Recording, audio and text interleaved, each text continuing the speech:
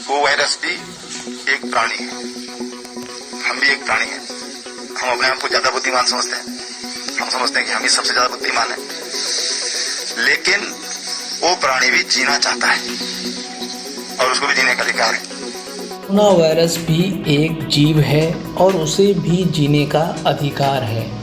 तो आपने बिल्कुल ठीक सुना, कोरोना वायरस भी एक जीव है और उसे भी जीने का अधिकार है।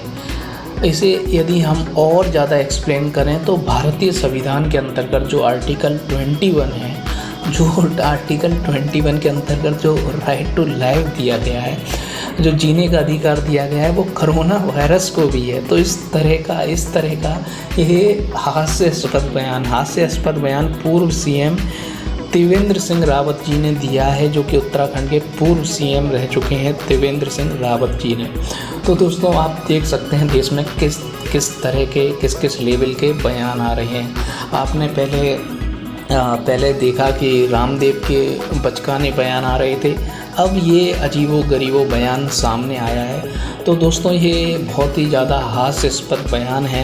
इन्होंने ये बोला है कि कोरोना वायरस एक जीव है, एक प्राणी है और उसका भी ये राइट बनता है, एज अ फंडामेंटल राइट बनता है कि उसको भी जीने का अधिकार है।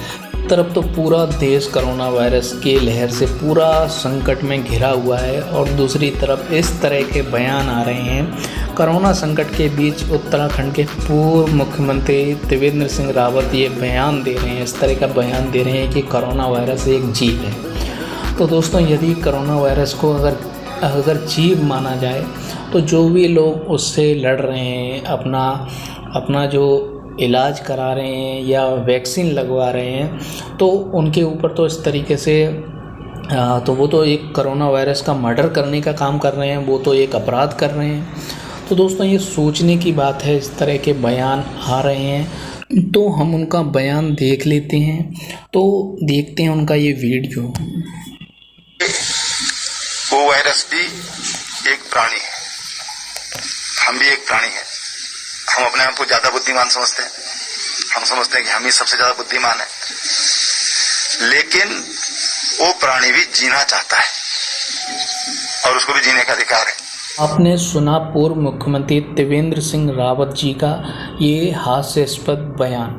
ये तो इस तरह के बयान हमारे देश में कोई नई बात नहीं है, हमने पहले भी देखा। हाई कोर्ट के जजेस ने एक जज ने ये बयान दिया कि मोरनी की आंखों में आंसू डालता है तो उसके बच्चे पैदा होते हैं। इस तरह का हास्यास्पद बयान दिया था और तरह तरह के इलाजों का जो रामदेव बाबा के ज़रिए और कई बाबाओं के ज़रिए इलाजों का दावा किया जाता है, जैसे कि नाखून रगड़ने से बाल काले हो जाएंगे। इस तरह के बयान तो हमारे देश में आम सी बात हो गई है और आम रहे हैं। तो दोस्तों भारत देश में जो हमारा आर्टिकल 51 जो फंडामेंटल ड्यूटी की बात करता है, वो बात करता है विज्ञानवादी सोच की, साइंटिफिक टेम्परामेंट को बढ़ाने की बात करता है।